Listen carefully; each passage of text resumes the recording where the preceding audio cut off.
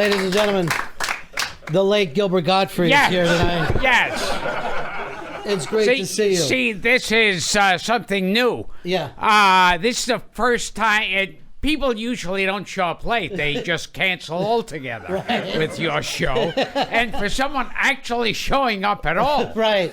it's amazing. Well, Yes. they're not selling it. Yes. By the way, we're here, and I was just talking to you about this. Your book has went to paperback, which doesn't always happen anymore. Has gone. It's gone Has altogether. went? Yeah. Maybe it has went. Yeah. Now, Are there any English teachers here? well, there's two Romanians Yes. and, okay. and a guy who tumbles. So Romanians are my biggest fan. you do very well there. Yes, in Romania, it's the only place they think I'm funny. It's Romania.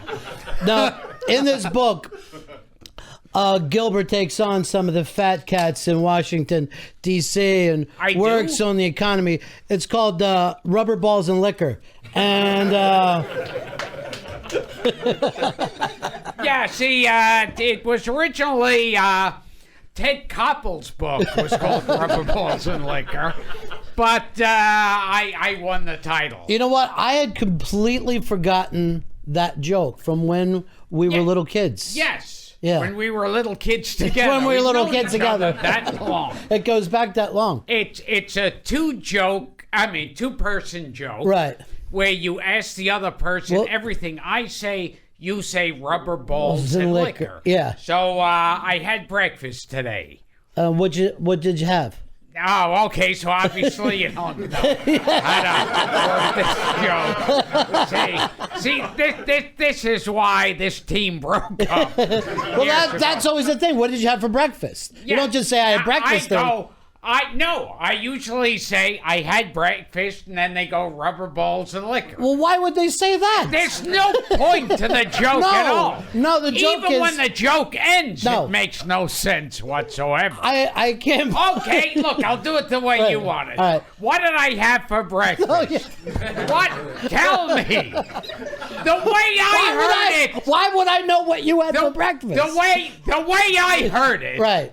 Was anything at all I say. Yeah. You say rubber balls and liquor. Right. Okay. But it would have to be, I said you... Not like it's that difficult. You know, I give you like 3 words to say, and you're already screwing up. But you would actually say to somebody, Yes. no matter what I asked you, Yes. you have to answer rubber balls and liquor. Yes. Yeah. Yeah, I didn't know this would take a month to do this. It's not going to be that big a payoff. Once No, it you never was. actually- So yes. why did you name it after a kid's joke? Why did you name your book after this? Well, it was just one of those dumb kids jokes that, you know, everything I say, you say rubber balls and liquor. So I had breakfast today, rubber balls and liquor. I went to the movies, rubber balls and liquor. What are you going to do with your girlfriend tonight? And then you go rubber balls and liquor. Right. Now, which is, and it gets that kind of reaction. And like to kids, all I can figure out is balls is breasts. Because, you know, you don't like see a girl walking down the street and go, hey, get a load of the testicles on her. Right. Yeah, unless you're looking at Chaz Bono. But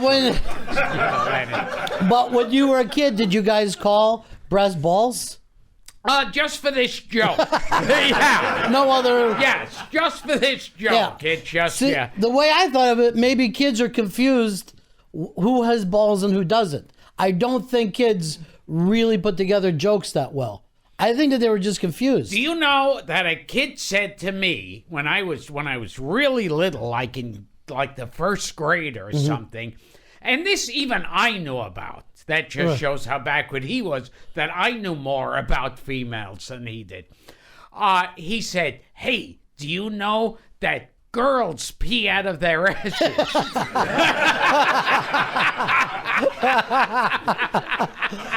And you were able to say to him, no. Yeah. No. They don't pee from their ass. So my next book will be called girls pee out of their ass. Pick it up everywhere. Yes, and I also have a dirty joke DVD out called Dirty Jokes. Right. That you can get on gilbertgottfried.com. Now, you've always, you like telling jokes. There's a lot of Yes. comedians will say, I don't like jokes anymore. I do material, but you enjoy a good joke. Yes. Yeah. Yes. And you came into the business telling jokes, I guess. I guess so. Well, when you're a comedian, that's kind of But what I, you but I do. mean, like Yeah. street jokes. It's kind of rather- like having a singer on, so you sing songs. Right. But what I'm Most saying, singers, oh, yes. people tend to write their own material and go up for something of their own to say. But you get a big kick out of old jokes. I have a whole act of stuff that I came up with, but now I like, usually I like ending the bit with now dirty jokes. Right. What's your... Yeah, I'm just looking around. Well, they've waited a Yes. long time, so Yes. they're all really Yes. fucking frustrated with Yes, us. I know. Do you remember the first jokes you did when you came up on stage, though? I did mainly like imitations. Yeah. And I would be, first time I got up on a stage, I was 15. Right. And it was like at the bitter end. I was doing imitations like Humphrey Bogart and Peter Lorre and Boris Karloff. And basically, my act was dated back then. Well, because in those days you get a lot of black and white TV. You weren't exactly getting first run movies. Yeah. Back then, it was like you saw these movies that were like black and white. There was silent movies. There was everything. And it was, So the audience is watching some young kid doing Bogart and Peter Lorre. yeah, it made no sense whatsoever. Yeah. Did you think as soon as you hopped up on stage though, like this is it for you? Did you know pretty early on that? I think I've always said this, and I think I was just too stupid to know if I did well or not. Right. And so I kept doing it. And now I'm too stupid to leave the business. So Yeah. regardless of what everyone tells me. Right. Yes. So you didn't really sit there and gauge it, or you weren't one of those guys like, in 5 years I want to be here, in 10 years. No, you just wanted to get I out wish there. I had some kind of game plan. Yeah, like never that. did. Never did. Yeah. I'm trying to think though. You got to do a lot of stuff pretty early on though, right? You got some TV shots. Yeah, after a few years of doing these like non-paying clubs, well, there was Saturday Night Live I was on for it, and that was the worst season. Yeah. And that's saying a lot. Right, that Saturday is. Night Live. I mean, now saying the worst season of Saturday Night Live is like saying the issue of Playboy with the naked girl in it. Right. It's, but then it stood out. Right. You were there like, hey, everyone's fired but Eddie Murphy. That was your era. Yes. They kept Eddie, and everyone else was gone. And after that, though, did it feel like all They right, I'm back- fired every white cast member. Right. It was a very odd period. Did it feel It like was reverse discrimination. Well, did that it happened feel? Did it that feel year. like okay, I've made it, I'm on TV, and boom, now I'm not on TV. I never actually felt that way. That's Yeah. what was so weird. It was very unrealistic the way my mind works. So I wasn't excited or overjoyed to be doing Saturday Night Live. And when they got rid of me, I wasn't devastated by it. Yeah. It was like, You can take it either way. it was like, okay. Yeah. Yeah. And then I remember you being on Thick of the Night, and that didn't last. Yes, you're the only person who remembers. Well, I actually remember a bit that you were doing. Oh, my that God. Gilbert would go up to the camera and go, eat, and act like you were spooning into its mouth. Wow. And I was going, what the fuck am I watching? And I remember, I think Belzer was laughing very hard while you were doing that. Yeah, the only person in America laughing. And it was Thick of the Night. Those were the only two you'd remember from the resident cast of Zanies. Right. And then for a while, he had this idea that I would be living up in the catwalk. and Alan would yell up to me and go, "Well, you got a very own Gilbert Gottfried up there in the catwalk. You never know what he's gonna do next. He lives in the catwalk."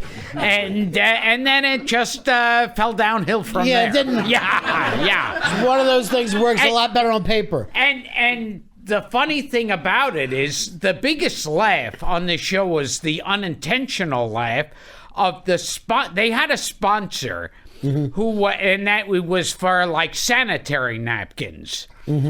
And their motto on the Alan Thicke show, was, "Once you try it, you'll never go back to thick."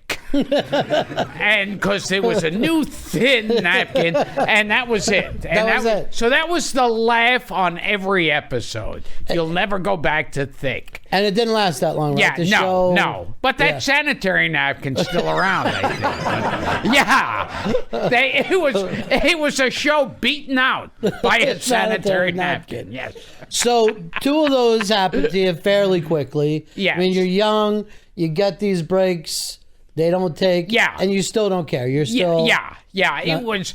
And, the funny thing, the only thing that bothered me with Saturday Night Live when I left there was thinking... At the time, like, everybody's, like, looking at me walking down the street going, "Oh, there's that guy that ruined Saturday Night Live." and then you realize it's like I could say, "Oh, yeah, I was in that bit with Tina Fey and John Belushi." Right. You could mix all the seasons together, and people will believe it because it's kind of like when you see those movies with the cavemen and the dinosaurs. Right. And it was hundreds of millions of years apart that they lived. And that's what Saturday Night Live is. It's like people don't know. No, of course they don't know. Yeah. Yeah. In the back of their minds, they think they remember it better than it was. And I think that's what happened to that first cast, that for some reason they're like, well, we're used to we're used to you, so we love you. And then when they would try other casts, they would always get beat down.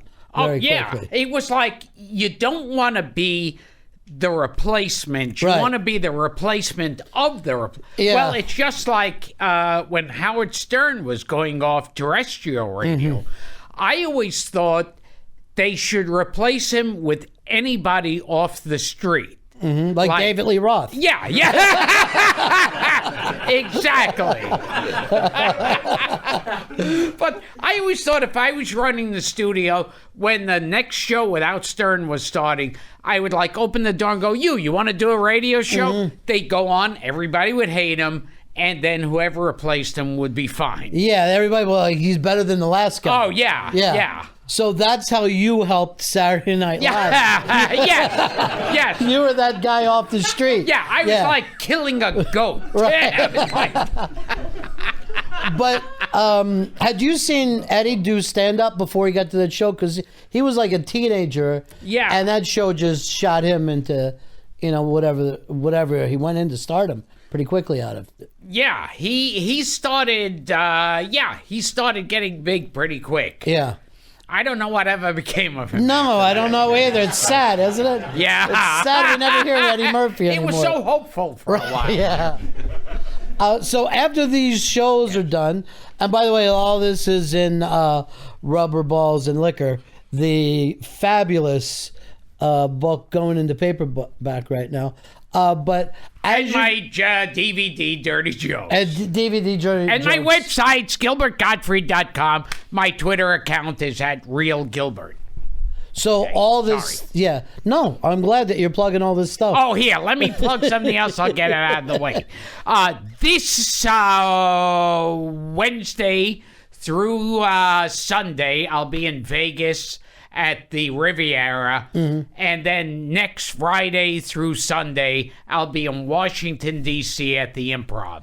Now, when it came to doing road stuff before you were known, did you do the road a lot, or were you one of those guys that mainly hung out in New York?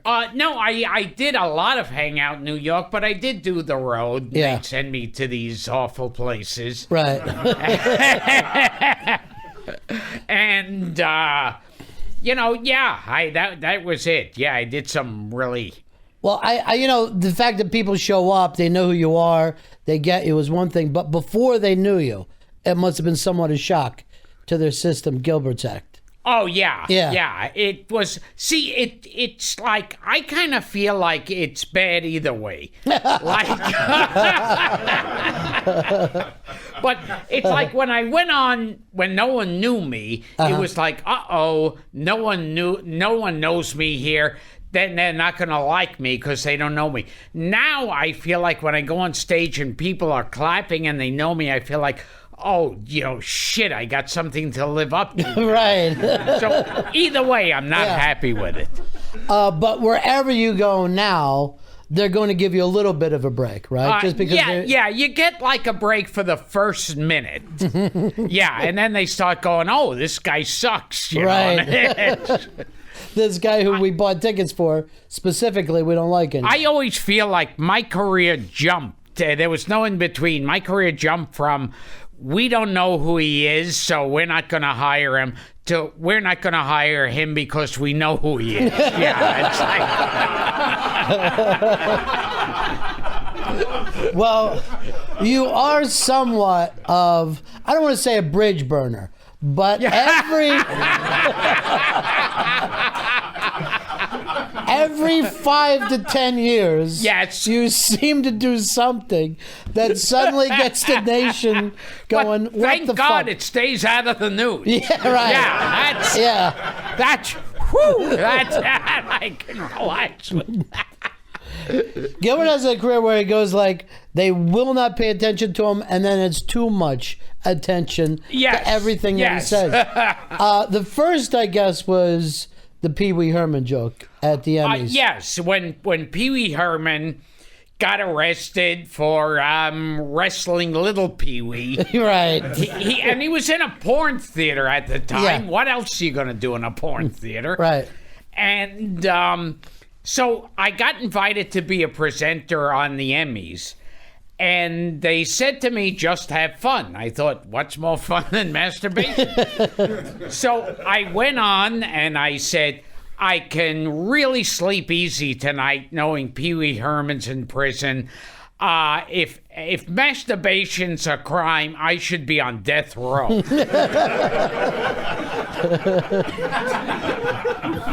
Now, big laugh there, right, from the audience. And I said, right now, my right hand is like Superman. I could crush a charcoal into a diamond. And how do they find out how do the police prove you're masturbating? Do they dust for prints?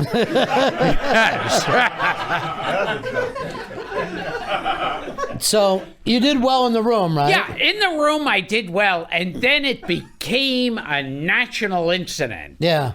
And it was like every single paper, because in New York they showed it because it was live. Yeah. LA, they cut it out.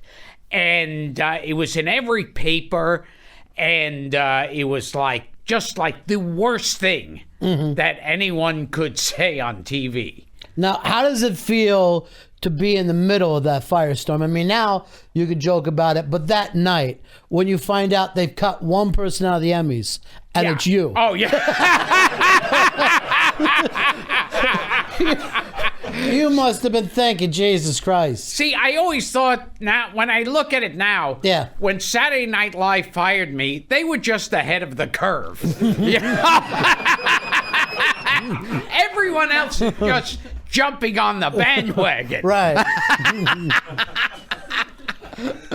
I thought it was so strange, and especially since then, like a few months later, Jerry Seinfeld did a whole show that had to do with masturbation. Right. And then it was fine. Yeah. But I guess they knew he was doing the show where you walked out. And in the middle of the Emmys, this guy is just dropping the word masturbation over and over. And it's not like you just did one joke and moved on. Oh, no, I mean, you sat and hammered it. Yeah. No, I think I milked it. Would be the proper word here. Right. But do you get worried when shit like this happens? Do you go, all right, maybe this means my career's over. That's the funny thing that I learned, the irony to whenever they announce someone's career is over, which they've announced it with me like every other day. And if they announce your career is over, if the headline or the top story of the night is your career is over, that means your career is not over. Yeah. When your career truly is over, they don't mention it. There's like, careers have ended and we don't even know it yet. Yeah. It's like you never see our top story tonight. Remember those two guys who replaced the original Dukes of Hazzard? Well, their career is over. It's like... So, are you kind of feel like you're savvy enough for this? If something like that comes up, do you feel like, hey, this could be good for the career, or you just don't pay that much attention? Well, it's funny. It's like eventually... It goes back and forth. One where you get worried, and then another where you just like kind of freshens the brand. Right. Each time. Where people go, oh, wait, is he still alive? Yeah. And then it freshens it up. Now, were you working for Disney before, or did it happen after that you started to get voiceover work with Disney, before the Emmy? I think it was before. Right. Yeah. So what a kind of a bold move by them. They take the masturbation guy from the Emmys and put him in a children's cartoon. I wonder how that fucking happened. Because you are known to a lot I don't really know which one came first. Yeah. And then, of course, with masturbation, you know which one comes first. But I want to tell you. Yes. But it really is the strangest thing, because to some people, you're this comic, this kind of hardline shock comic to some people, and other people, you're a children's performer. Yes. I've always said my career walks the tightrope in between early morning children's programming and hardcore porn. Yes.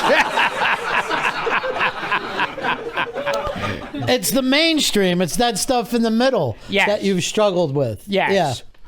Yeah. But when you started to get the voiceover work, and that went gigantic for you. Yes. Does that change your stand-up at all? Does it give you more confidence as a stand-up, or?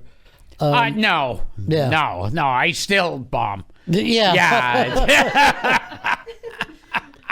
So none of that. It's almost like that's a separate career from your stand-up. Yeah. That's a kind of a really interesting place. I'm trying to think if there's ever been anyone else that has kind of lived in both of those worlds. I don't think so. Yeah, the voice of Mickey Mouse used to do dick jokes. Right. I mean, wouldn't it be weird, like, if you found out, like, Lenny Bruce or Richard Pryor also did one of your favorite cartoons? Oh, yeah. Because there's probably a lot of people that just know him from that. Like, if you grew up in that kind of Midwestern family thing, you probably wouldn't know Gilbert's stand-up at all. Well, until it appears in the paper as American Shock. Which it does. Yeah. I guess so. Then you went back. Everything went well for about almost a decade until September 11th. And then you were back in the news. Now, you wouldn't think a comic would suddenly get in the news after September 11th. You would think there was already enough going on. But again, the same kind of thing happened with you. Yeah, it was like just like a few days after September 11th.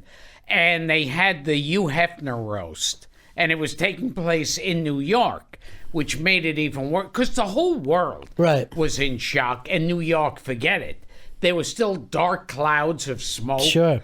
And there was still a smell in the air. And it was very scary time. And it was like, that night, it seemed like everyone was tense. There'd be like more nervous laughs than anything. So I figured I wanted to be the one to just go right out there. Just kind of smack people across the head. So the first joke I started out was vaguely mild, where I said, tonight I'll be using my Muslim name, Hasn't Been Laid.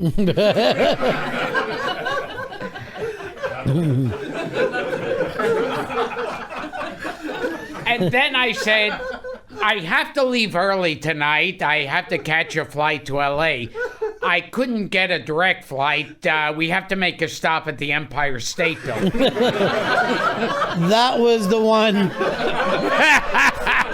that I imagine is doing a lot better in this room now than it did a couple days after. You could hear chairs screech backwards, people gasping, mumbling. It was like, it was just like, you could hear what people were thinking. That's how horrible it was. Yeah. It was like everything stopped. And then one guy screamed out famously now, too soon, which I thought meant I didn't take a long enough pause between the setup and punchline. Sure. I should have said 1, 2, 3, Empire State, and then it would have worked better. No one has ever yelled out at Bob Newhart, too soon. Yes! Too soon. The phone hasn't been around that long. This is too soon. Hello? Yeah. George Washington. Well, let's go back to that joke when you wrote the Empire State Building joke. Yes. Did you think to yourself, this is going to kill? People are going to love this joke. They're going to be high-fiving each other. I guess I don't really give it that much thought, is the problem. Right. So you just think, hey, I've written a joke and it's a clever joke. Yes. Time to do it. Yeah. Yeah. Yeah. Where a lot of people are, hey, this is a funny joke. I'll put it on the shelf for 10, 11 years. And then the strange thing that happens after that is I'm upstage on what felt like 2,000 years after I said that joke. And then I go into doing the aristocrats joke. Right. And it goes from, and that's all about, a father, a man and woman, their son and daughter, and their dog all fucking and sucking and fist fucking each other. And then the audience there exploded and were laughing and applauding, and it was like, terrorism is tasteless, right? But a family fucking and sucking each other and their dog, that's good. That we're fine with. Yeah. So you can never predict what's going to offend an audience. Well, was there a reason that you went into that joke after the terrorist there was joke? nowhere to go after that. To my way of thinking, it's like, I'm already on this level of hell. Why not see what the bottom level looks like?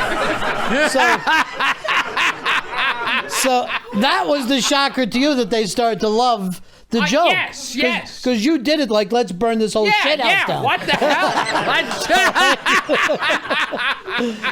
And then that all turns around. And now that has become one of those pieces where I think people talk about after 9/11 because I don't think people knew, or probably no one had laughed for quite a couple days. And then I think the thing that worked about that is that people were laughing just about laughing. You know what I mean? Yes, It became of, look what, more than even the joke, it was like, look what Gilbert is doing on this date. You know what I mean? Look what he's doing too soon.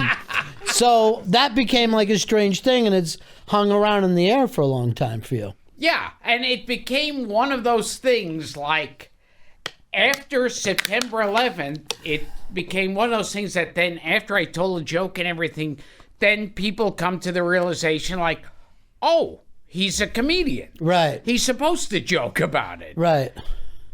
Well, it's the other strange thing, too, of even that joke. If you look at the Friars Roast, they never used to be for the public. The reason that they're so kind of down and dirty is because they used to be for comedians to make other comedians laugh. Yeah. And you used to have to go that far to make other comedians laugh. Well, now it's open to the public. Yeah, it's just like when, like, the biggest, most vicious, hateful racist in the country was Ted Danson. Right. You know? Yeah. Yeah.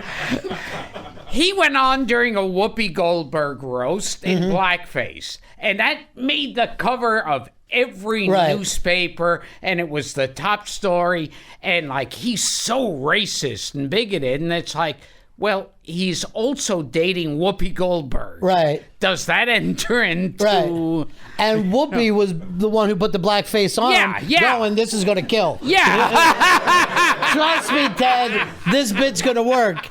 And then they show up that night, it got laughs, but out of context, it doesn't work at all. You know? When people have a chance to sit and look at it in their cubicle and literally go, I judge these people. I look at them from afar and I judge them. And it's like, you know, especially at a Friar's roast where you go, well, isn't that where you're supposed to do stuff like that? Right. So does it become a free speech thing for you? Or is this something that on the political side of that you don't even involve yourself in? I don't bother myself with the free speech because I always feel like then it gets pretentious and I am basically doing dick jokes when I say it. But nowadays, it's insane that it seems like there's a villain of the month. Right. You know, I was the villain one month, and it's like Rush Limbaugh, Geraldo Rivera,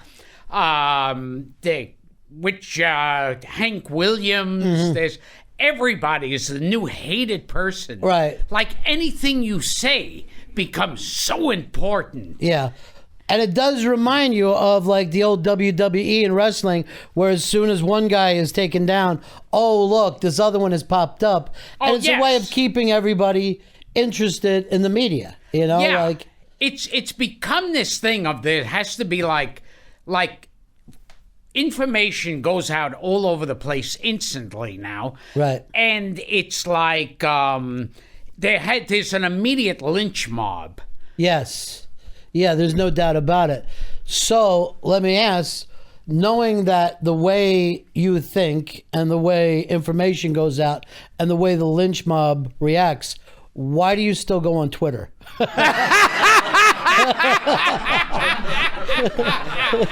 Because it seems like you're just putting it out there where you can get blown up again. Yeah. You know? I think there is a part of me that like gets like, oh, if you're going to get offended here, get offended by this now. Yeah. You know, it's like, because I think also there are some people who feel like they're much better if they get offended. Right. Like, oh, I'm a tasteful person. I'm offended by that. Yeah. And I feel like, you know, it's like, I also feel like people choose what to get offended by. Mm-hmm. Like, it's like, well, we won't get offended by that. We'll get offended by this. Yeah. Yeah. Particularly if they have the type of person that's almost like an easy target, where you're saying like a Rush Limbaugh or something, you know, where you're saying, yeah, when I throw rocks at that guy, everybody's going to be okay with it. Yes. It gives me a chance to really unload on this guy. And it's also with the internet, it's basically like ringing someone's doorbell and running away, or calling someone up and hanging up. Yeah. It's like, it's very, you're kept in secret, and then people can just like do that, and they all have so much power now. Yeah, you mean anybody who's tweeting to you now has the same kind of power where they feel like they can directly talk to the artist, you mean? Oh, yes, yeah. Where years ago, let's say when you were a kid, the thought of you meeting or being able to interact with on any way of like a Jerry Lewis or Don Rickles. That was just never going to happen. You know what I mean? That you would have had to join show business before you would ever get around to meet them. But now someone can sign on Twitter and send something directly to almost anyone. Yeah, now it's the advancement is now you could call up a star and go, fuck you, die. And right. It's like...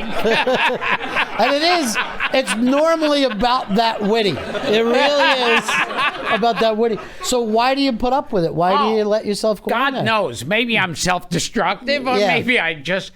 You know what I find it's like? It's sort of like one level of like people who assassinate celebrities, like people like the guy that shot John Lennon or other people like that. It gives them power now. It makes them more important than they were before. And it's like, I think on the internet where you could say to someone who's known, fuck you, it's like, hey, I'm connected with this guy. Yeah. I've got his attention. Yes. Yeah. And that's what Mark David Chapman was thinking as Lennon was laying there. Oh, now you know who I am. Yeah. You know what I mean? And we'll always know who he was. Right. Yeah. Because I think they say, I forget who said it, but it was an old quote.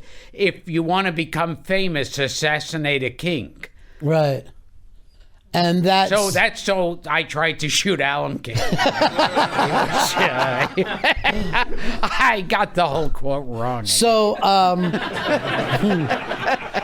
that was your last thing, was a Twitter quote that you would put out after the tsunami happened. Yes. And again, minutes, I guess, after tsunami, which again might want to be those too soon. You know what I mean? I always kind of felt like with the too soon thing, it's like, where is there an office and a guy behind his desk that tells you when it's okay and when it's not okay? Right. And it's like now I've heard people make jokes saying tsunami's become a funny word now. And I see it pop up on TV and in magazine articles like, oh, well, that's going to be another tsunami. You know, it's like funny. And I think, well, okay, why after a year is that okay? But a year, just a few months earlier was a crime against humanity. Yeah. Well, I think it's the same way if you're baking a cake, if you take it out 45 minutes later. There's a certain amount of chemistry there. Yeah. Well, you've always heard like comedy is tragedy plus time, but Gilbert, it's tragedy, and that's it. That's all it is.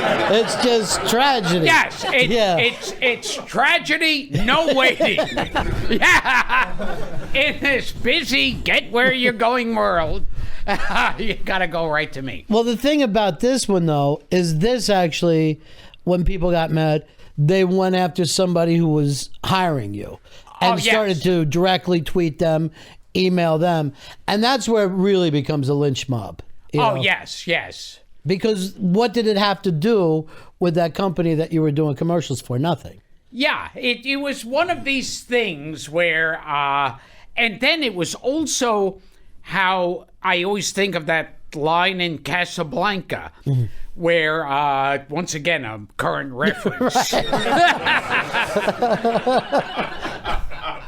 Claude Rains is the chief of police who goes to Rick's place all the time, and then one day he decides to shut it down.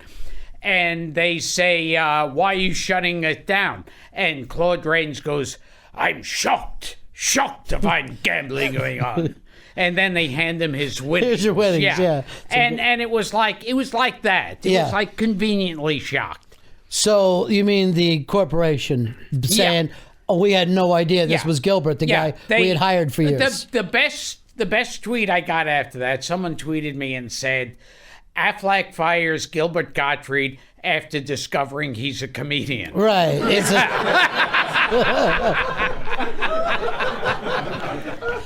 But when you found out like people were going directly to them, see, that's the thing that, to get back into that thing about whether this is censorship or not, that a couple people can call up a corporation and they'll stop shows now. They'll pull their ads. Yeah. And it never used to be that way. Oh, it's very scary. Yeah. It's like, let's burn down Castle Frankenstein. Yeah, right. And then the second that they do it, they only feel better for a little while. Oh, yeah. Then they got to find their castle. next villain. Yeah. And it's like, to me, I always felt like, once again, with the Tsunami, it's like, I always feel like comedy and tragedy are roommates. So wherever one's around, the other's around. So if tragedy's around, comedy is looking over his shoulder, sticking his tongue out.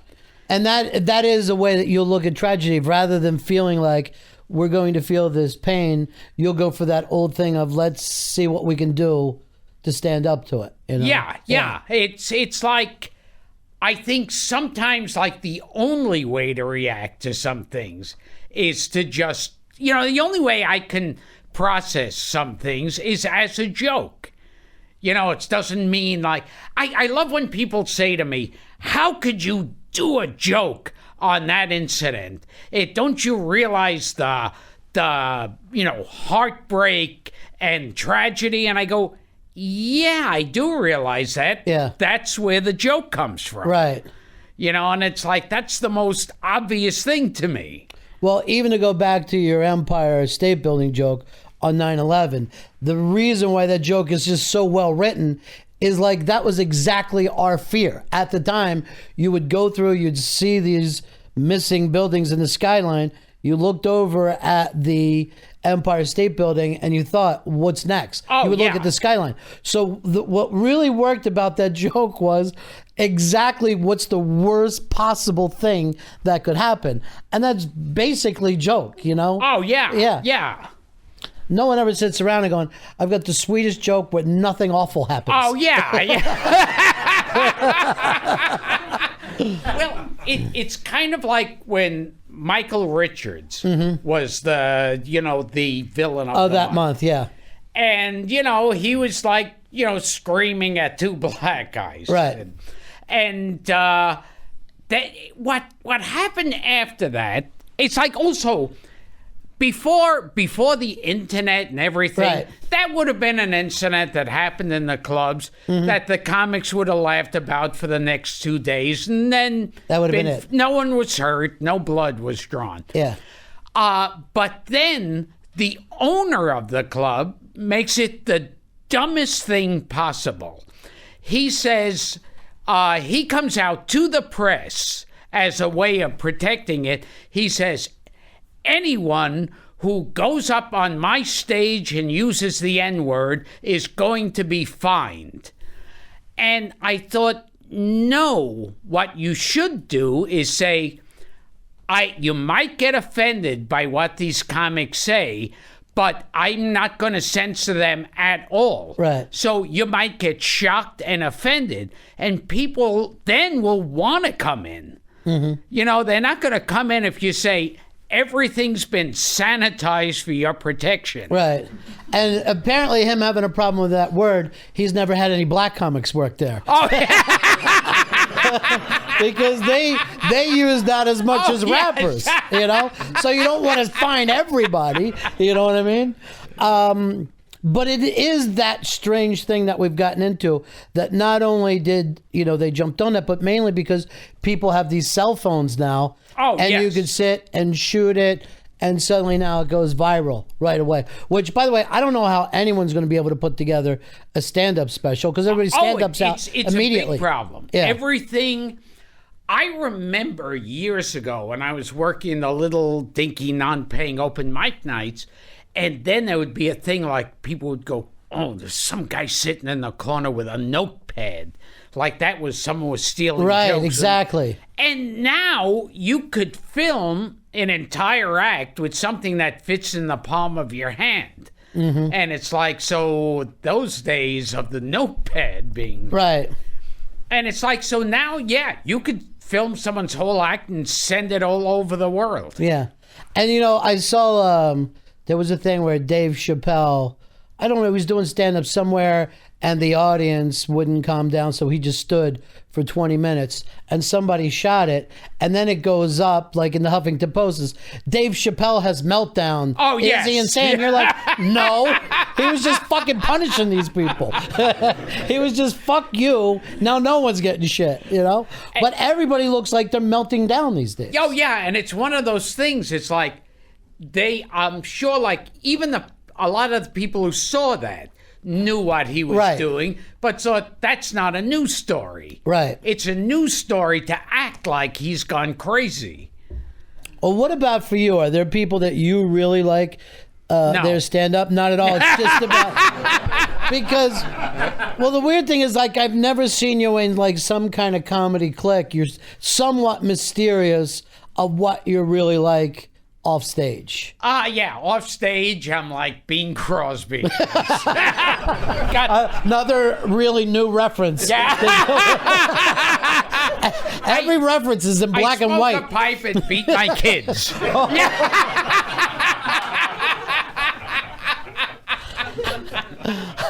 Well, there was a quote that George Carlin said he said, it's the duty of a comedian to find out where the line is drawn and step over it. Right, and you feel that that's true. Yeah. Well, no, I just like the word duty.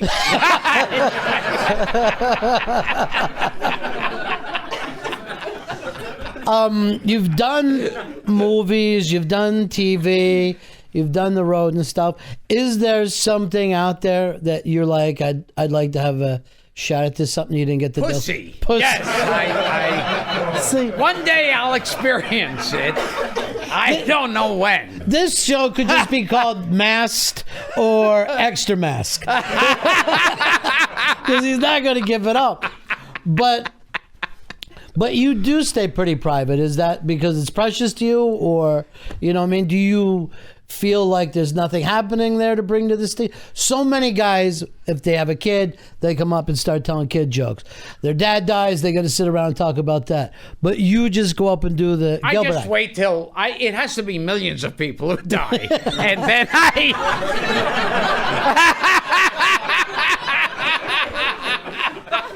I'm not going to waste my time with one person dying. By the way, with everybody that was angry about the Tsunami jokes, did you ever hear from anyone from Japan or that represented the country of Japan? No. Which is, and that's what I love about that whole outrage is, it's like, and people are saying like, oh, how he hurt the people of Japan. I'm thinking, if a tsunami is hitting your country, right, and your biggest problem is Gilbert Gottfried's Twitter account, then you really got to get your priorities in order here. just a family of people holding onto a door. Oh, yes. Gilbert said what? Yes. Quick, get on to Gilbert Gottfried's Twitter. I'm still paddling here. So you never heard not from Japan. I think Japan has bigger problems. I don't think Japan is walking around going, oh, that fucking Gilbert Gottfried.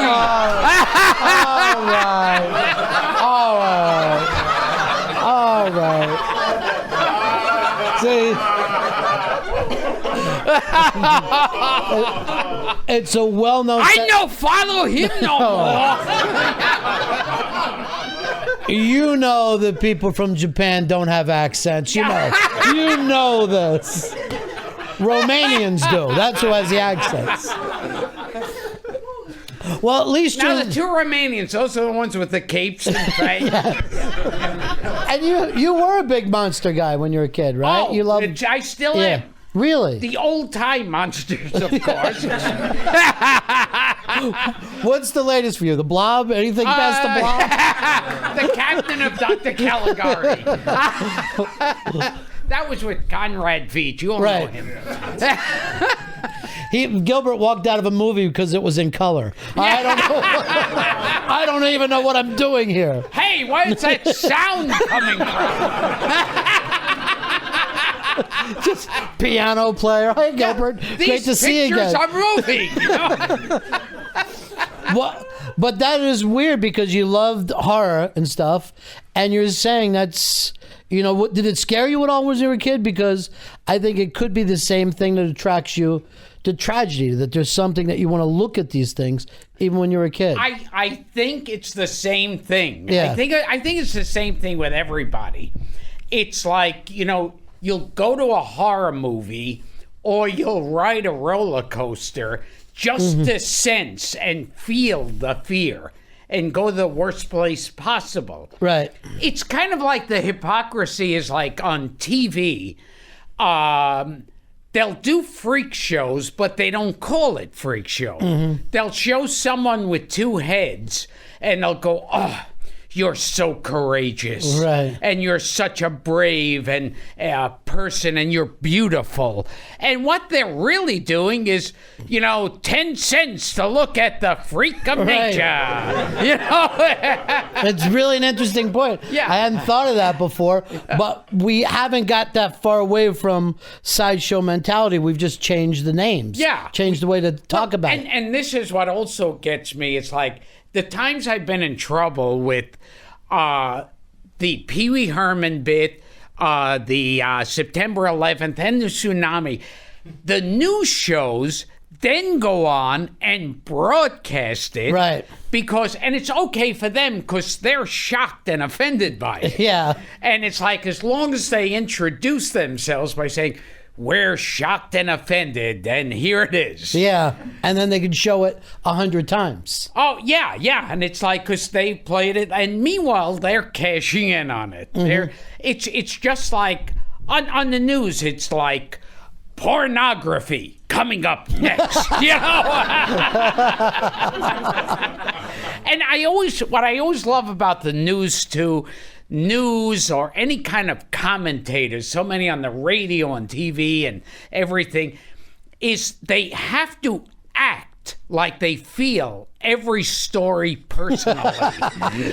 and it's like, I always feel like it's like the typical commentator and news guys are like, a family dies in a fire. And do monkeys roller skate? Yeah. It really is true, because they will go feeling so awful about a kid falling down in a well, but then next, hey, the Yankees won. Oh, yes, and yes. If you were actually at a house mourning with people, you wouldn't bring up to them, but the Yankees won.